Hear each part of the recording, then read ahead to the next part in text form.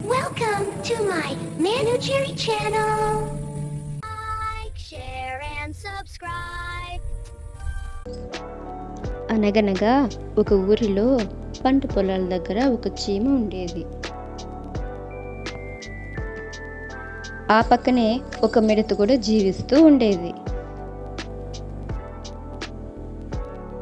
ప్రతిరోజు చీమలు రోజంతా కష్టపడి అవి పొలం దగ్గర ఉన్న గింజల్ని సేకరించేవి. ఆ పని వాటికి కష్టమని అనుకోకుండా రోజంతా పనిచేసేవి. కానీ మిడత మాత్రం చాలా సోమరిగా ఉండేది. రేపటి రోజున ఏదైనా జరిగితే ఎలా అనే ఆలోచన లేకుండా ఆడుతూ పాడుతూ దొరికిన ఆహారం తింటూ చాలా జలసాగా తిరిగేది. అలా మిడత చాలా సంతోషంగా గడిపేది. ఒకరోజు చీమలు అన్నీ వాటి పని అవి చేసుకుంటూ ఉండగా అక్కడకు మిడత వచ్చి, మీరెందుకు ఏదో కష్టపడడానికి పుట్టినట్టు ఎప్పుడు ఏదో ఒక పని చేస్తూ ఉంటారు? మీకు అసలు తెలివే లేదు, ఎప్పుడు పని పని అంటారు.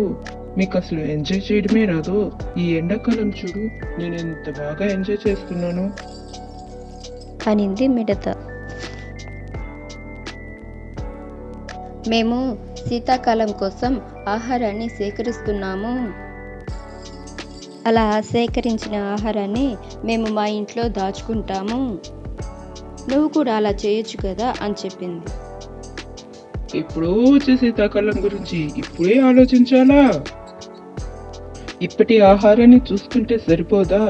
ఎప్పుడో జరిగే వాటికి ఇప్పటి నుంచే కష్టపడాలా? రా, ఈ ఎండాకాలం నాతో కలిసి బాగా ఎంజాయ్ చేయొచ్చు.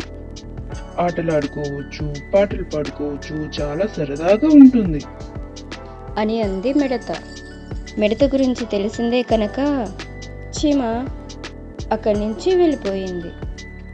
మిడత మాత్రం ఏం పని చేయకుండా ఎండాకాలం అంతా ఆడుతూ పాడుతూ గడిపేసింది. ఇలా సాగుతూ ఉండగా చలికాలం రానే వచ్చింది. మంచు కురుస్తూ ఉంది.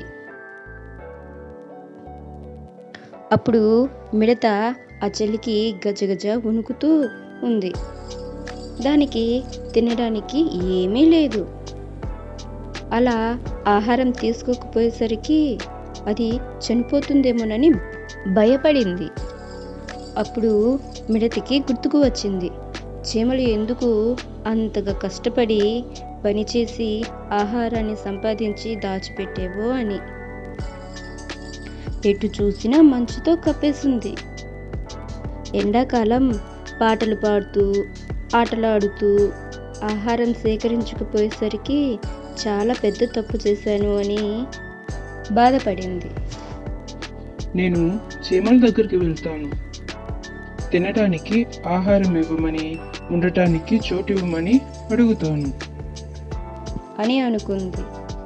వెంటనే చీమలు ఉండే చోటుకి వెళ్ళింది.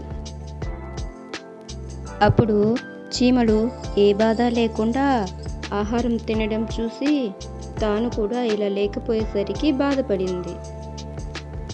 అలా చీమలు ఆహారం తింటూ ఉండగా మిడత అక్కడికి వచ్చి వాళ్ళ తలుపు తట్టింది. అప్పుడు చీమ వెళ్ళి తలుపు తెరిచి చూసింది.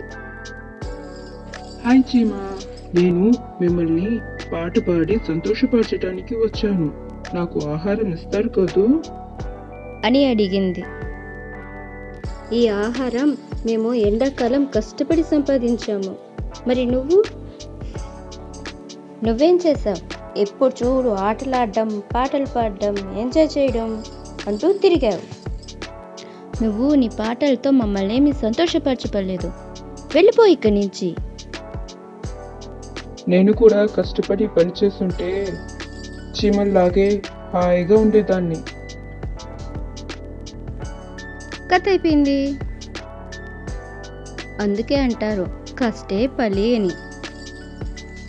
ఈ వీడియో నచ్చితే లైక్ చేయండి, షేర్ చేయండి, తప్పకుండా సబ్స్క్రైబ్ చేయండి. Thank you for watching.